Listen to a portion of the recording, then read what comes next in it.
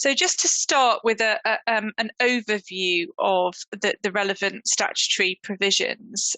So obviously we're within the ambit of the Care Act, and the key statutory provisions of the Care Act that relate to charging are the duty upon a local authority to meet eligible care and support needs.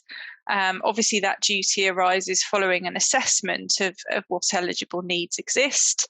So the assessment provision is Section 9, and then the duty to meet those eligible needs arises under Section 18.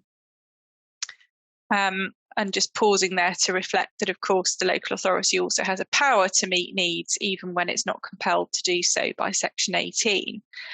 The power to charge is contained in Section 14, and that also makes provision for regulations to be enacted about the exercise of that power. Probably the first point that is bears mentioning about this is that it's a power, not a duty.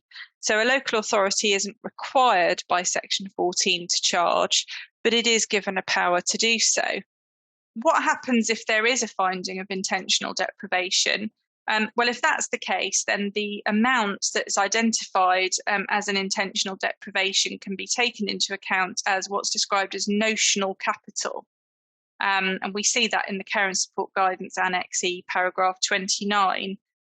Notional capital basically means that the amount that's been intentionally disposed of gets added to the sort of the capital side of the balance sheet in doing a financial assessment, even though it's a resource that the person may no longer have access to.